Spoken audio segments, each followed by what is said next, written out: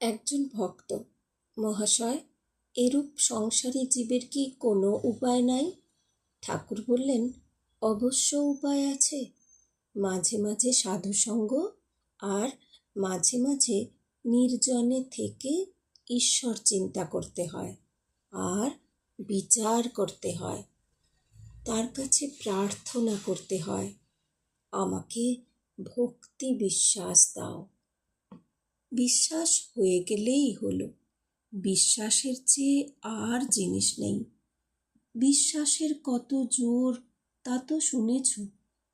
পুরাণে আছে রামচন্দ্র, যিনি সাক্ষাৎ পূর্ণ ব্রহ্ম নারায়ণ, তাঁর লঙ্কায় যেতে সেতু বাঁধতে হলো। কিন্তু হনুমান রাম নামে বিশ্বাস করে লাফ দিয়ে সমুদ্রের পাড়ে গিয়ে পড়ল। তার আর সেতুর দরকার হয় নাই।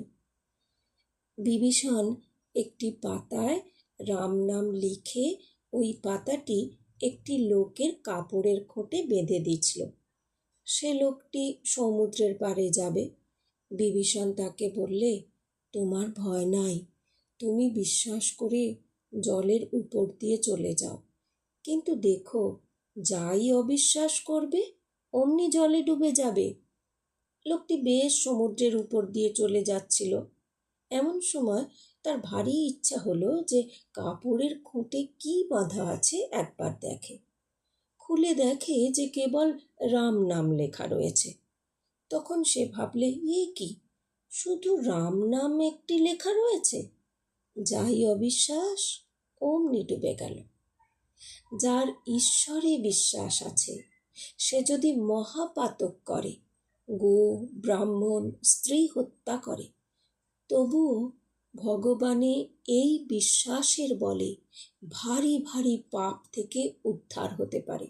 সে যদি বলে, আর আমি এমন কাজ করব না, তার কিছুতেই ভয় হয় না। এই বলিয়া ঠাকুর গান ধরিলেন, আমি দুর্গা দুর্গা বলে মা যদি মরি, আখেরে এ দিনে না তারও কেমনে জানা যাবে গো শঙ্করী। নাসি গো ব্রাহ্মণ হত্যা করি ভ্রূণ, সুরাপান আদি বিনাশী নারী, এ সব পাতক না ভাবি তিলেক, ব্রহ্মপদ নিতে পারি। জয় ঠাকুর।